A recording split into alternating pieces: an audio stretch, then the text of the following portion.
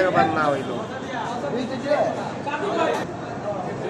नरेंद्र मोदी जिंदाबाद, नीतीश कुमार जिंदाबाद, चिराग पासवान जिंदाबाद, उपेंद्र कुशवाहा जिंदाबाद, सीताराम मांझी जिंदाबाद, राष्ट्रीय जनतांत्रिक गठबंधन जिंदाबाद, एनडीए जिंदाबाद, जिंदाबाद जिंदाबाद, विजय लक्ष्मी कुशवाहा जिंदाबाद, विजय लक्ष्मी कुशवाहा जिंदाबाद, रमेश कुशवाहा जिंदाबाद, रमेश सिंह कुशवाहा जिंदाबाद। नहीं पड़ो किसी चक्कर में, क्यों पड़े हो चक्कर में, क्यों पड़े हो चक्कर में।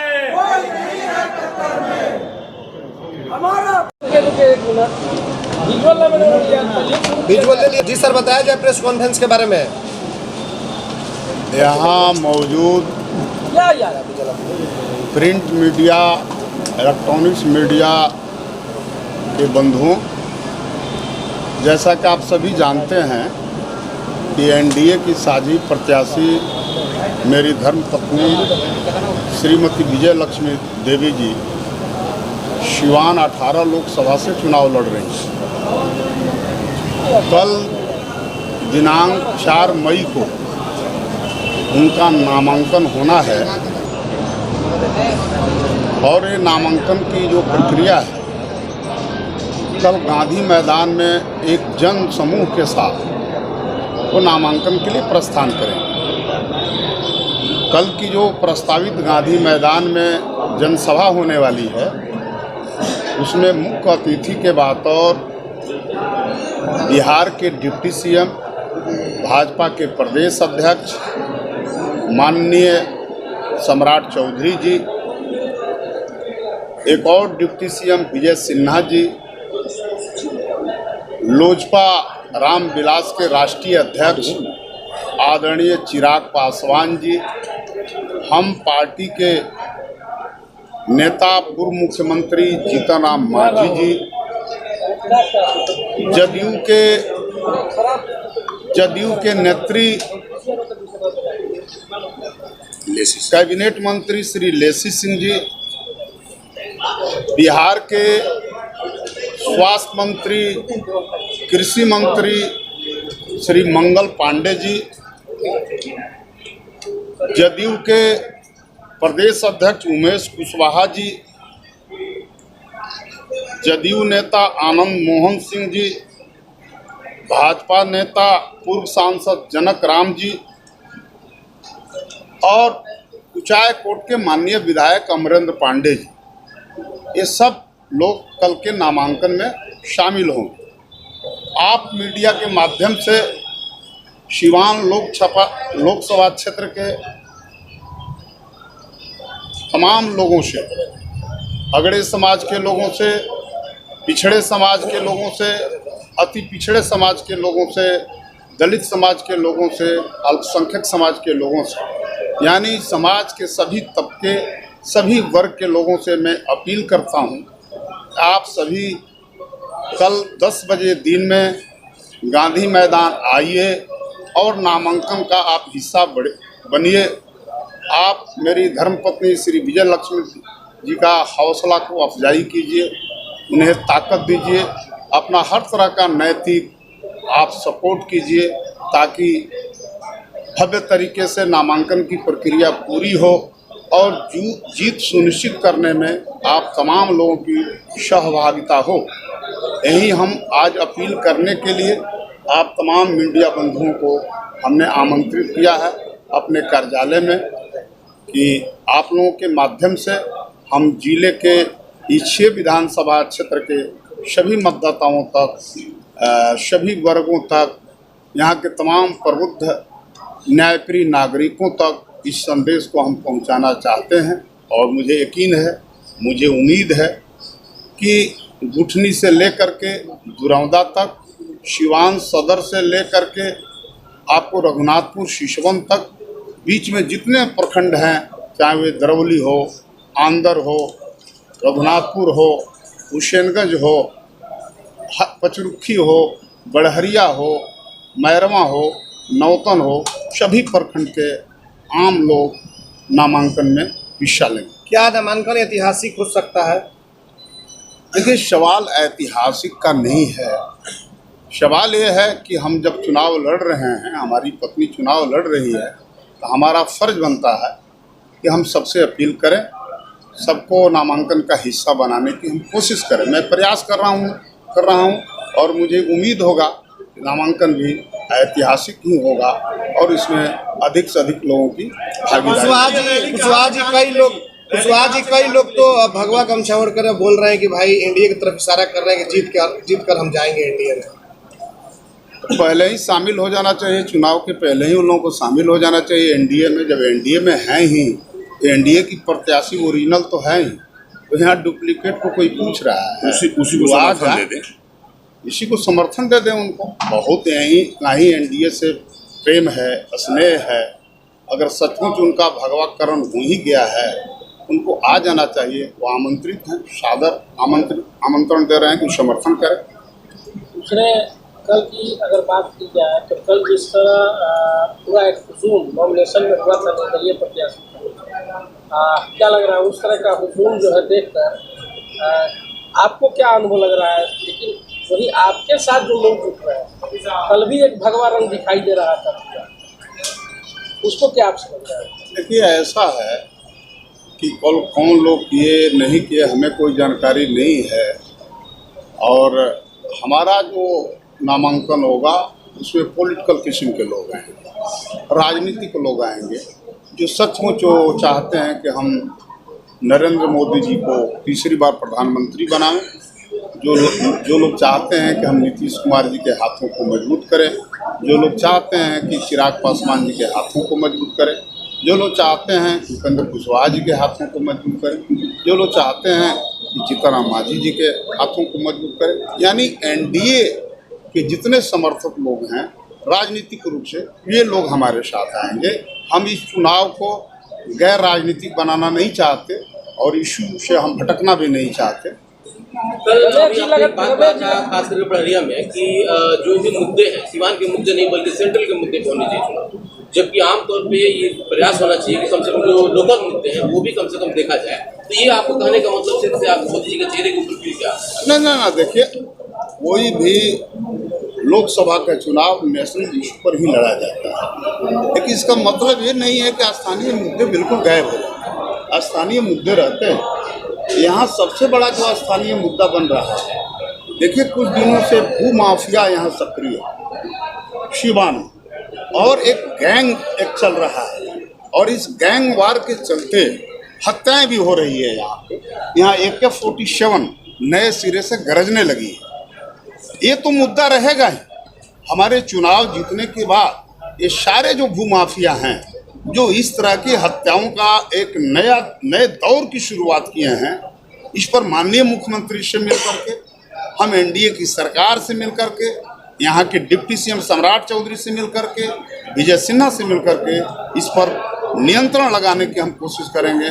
और यहाँ की जनता को, यहाँ के व्यवसायियों को, यहाँ के आम नागरिकों को ये विश्वास दिलाना चाहते हैं, सिवान में आप दूसरी बार AK-47 का दौर नहीं लौटने दें। अविनाश साहब ने सदर अस्पताल को लेकर के एक बड़ा बयान दिया। उन्होंने कहा कि सदर अस्पताल दलालों का अड्डा हो गया है, स्वास्थ्य सुविधाएं चरमरा गई हैं, वहाँ पे दवाएं बैंडेज वगैरह नहीं मिल पाता है। उसकी सरकार आप लोगों की है, उनका ये कहना कहाँ तक सही है?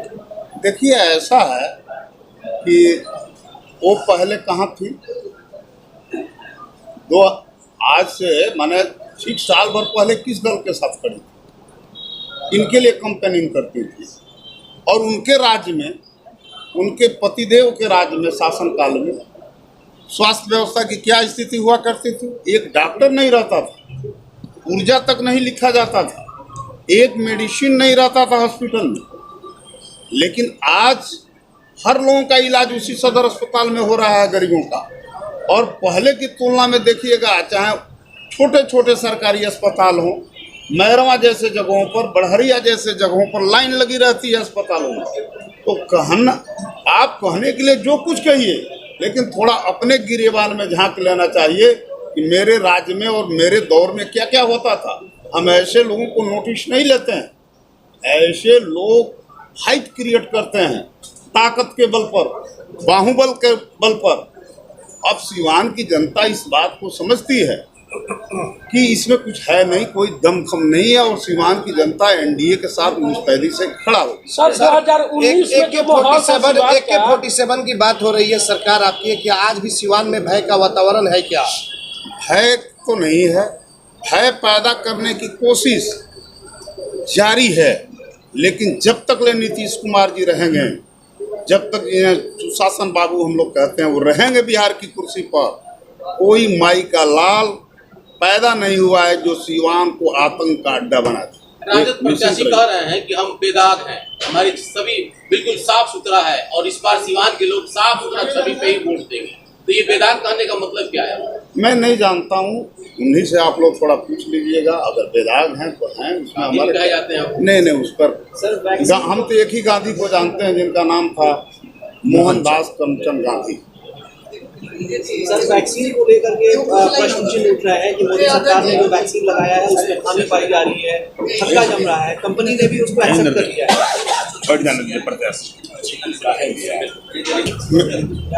वैक्सीन के बारे में हमें कोई जानकारी नहीं है, कहने वाले करने दो, लेकिन इसी वैक्सीन के जरिए कोरोना पर नियंत्रण हम लोगों ने पाया और पूरे दुनिया को पूरी दुनिया को वैक्सीन सप्लाई हुआ और पूरी दुनिया को आदरणीय नरेंद्र मोदी जी ने उस कोरोना काल में मदद किया। यहाँ से पैरासीटामोल तक भेजा गया दूसरे देशों में। कहने वाले तो जो मन में आए सो कह दें, किसी पर रोक थोड़े। कंपनी ने खुद एक्सेप्ट किया है कि छक्का बन रहा है और उससे नुकसान पहुंच रहा है, बहुत सारे लोग नहीं, अगर है तो इसकी सरकार देखेगी, इसको गंभीरता से विचार कर लेगी। ऐसा कुछ है नहीं, ऐसा हल्का प्रचार। जिस तरीके से निर्दलीय अपना दमखम दिखा रहे हैं, आपको क्या लग रहा है कि वाकई में निर्दलीय अरे कहाँ दम है यार, दम कहाँ है? वो लोग बराबर दम दिखाते रहे हैं। जब लालटेन उन लोगों के हाथों में था तो 2 दिन पहले हवा निकल जाती थी, इस बार बहुत पहले हवा निकल जाएगी। आप लोग निश्चिंत रहिए ना, यहाँ कोई लड़ाई है क्या? चुनाव के सर 2019 में जो माहौल था और 2024 में वो माहौल है, क्या लग रहा है 2019 और 2024 में कुछ अंतर दिखाई दे रहा है? नहीं, देखिए 2024 में भी एनडीए प्रत्याशी श्रीमती कविता सिंह जीती थी और उस समय भी एनडीए प्रत्याशी और एनडीए के पक्ष में लहर थी। इस बार भी एनडीए के उम्मीदवार के पक्ष में लहर है और एनडीए प्रत्याशी ही जीतेगी। मेहनत की बात कर रहा हूँ मैं, 2019 में बहुत मेहनत करना पड़ा था, इस बार क्या लग रहा है? देखिए मेहनत सबको करना चाहिए। हमारे विपक्ष के जो लोग हैं उनको भी हृदय से साधुवाद, वो लोग भी मेहनत करें, हम भी मेहनत करें। सब लोग पब्लिक डोमेन में जा रहे हैं, वो लोग भी जा रहे हैं, हम भी जा रहे हैं। निर्णय जनता को करना है और जनता निर्णय ले चुकी है। अब लोग अविपक्षियों के द्वारा ये सोशल मीडिया पर ये लिख के डाला जा रहा है कि कई लोग आएंगे जद में, यहाँ सिर्फ कोविशील्ड भुगवाए थोड़े हम ही है। तो आखिर इसको कैसे ताना तोड़ इसको कैसे लेंगे सर आप? हम सोशल मीडिया हम देखते भी नहीं, ठीक है। हमारी याद हमको फुर्सत भी नहीं है, क्या लिख रहा है वो आप जानते हो। भीतरघात सर बहुत सारा होता है। जिनके साथ भीतरघात हो रहा है वो जाने। हमारा तो पूरी टीम ही एकताबद्ध है, आप देख ही रहे हैं। प्रभात फेरी में देखिए, हमारे जितने घटक दल के नेता हैं सब, हम गाँव में निकलते हैं वहाँ भी घटक दल के सभी नेता मौजूद रहते हैं, मंच पर भी दिखते हैं और काम में भी दिखते हैं।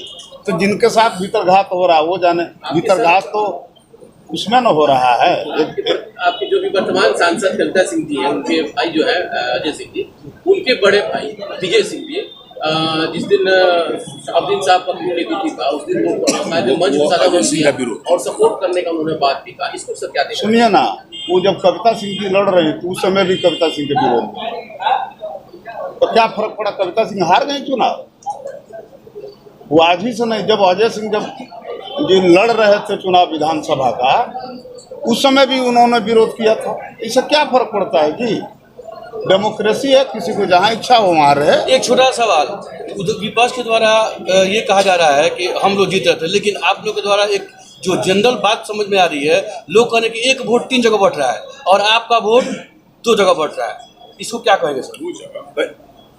अब कौन किसका वोट बट रहा है हम नहीं जानते। हमारा वोट एक था, वो आपस में फरियावे ना भाई, पूछिए ना उसमें कौन सेकंड रहेगा कौन थर्ड रहेगा। उन लोगों से पूछिए ना। अंत में नामांकन को लेकर के क्या कुछ अपील होगी सिवान लोकसभा क्षेत्र की जनता से? कुशवाहा जी आप क्या अपील करेंगे सिवान लोकसभा हमारी क्षेत्र की जनता पत्नी से? ही अपील करती है। बताइए क्या अपील करेंगे सिवान लोकसभा क्षेत्र की जनता से?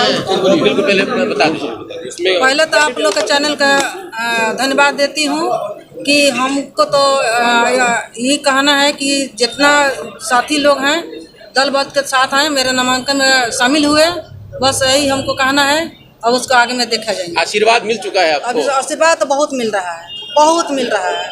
मेरा जितना साथी लोग हैं सब दल बल के साथ लगे हुए हैं, सब आशीर्वाद मिल रहा है। गेरुआ रंग आप ही पे चढ़ेगा या और भी लेकर के घूम रहे हैं मैडम? अरे तो आप देखिए रहे कि सारा हम मेरा भगवा गादी सब लोग तो है है जी। हमारे जब देखिए रहे कि साड़ी भी पहने हैं। BA, BCom, BSc, MA, MCom करें विश्व की सबसे बड़ी यूनिवर्सिटी इग्नू से। सॉल्व असाइनमेंट्स और गाइड बुक्स प्राप्त करें। संपर्क करें Mahakal computers, DAV PG college के पास, पंच मंदिरा मोड़ से दाहिने, Siwan. RS James and jewellers, जहां आपके लिए हॉलमार्क जेवर एक से बढ़कर एक डिजाइनों में उपलब्ध हैं। वहीं लेनी हो गोल्ड, डायमंड या चांदी के जेवर तो आज ही चलें सिर्फ और सिर्फ RS जेम्स एंड ज्वेलर्स। सबसे विश्वसनीय shop, Lal palace, station road, Siwan. Mobile number 9572658649 और 7979869474। एम्स नई दिल्ली व सफदरजंग नई दिल्ली के सीनियर डॉक्टर अब आपके शहर सिवान में। डॉक्टर उमेश, नवजात एवं शिशु रोग विशेषज्ञ, चिकित्सा पदाधिकारी, सदर हॉस्पिटल सिवान। डॉक्टर उमेश जो आपके बच्चों का कर रहे कुशल व बेहतरीन इलाज। सुशीला देवी हॉस्पिटल, डॉक्टर उर्मिला अखौरी के सामने, hospital road, Siwan. Mobile number 9199720654 और 7250722154। अब आपके शहर सिवान में सफदरजंग हॉस्पिटल दिल्ली के मशहूर surgeon doctor MD Muzammil, general and laparoscopic surgeon, MBBS, DNB, general surgery Delhi, लखी चंद हॉस्पिटल में अपनी सेवाएं दे रहे हैं। लखी चंद हॉस्पिटल में 21 जनवरी से सेवाएं चालू है। हर तरह का ऑपरेशन सफलतापूर्वक किया जाता है। लखी चंद हॉस्पिटल, डॉक्टर्स कॉलोनी चौक, बढ़रिया रोड, सिवान।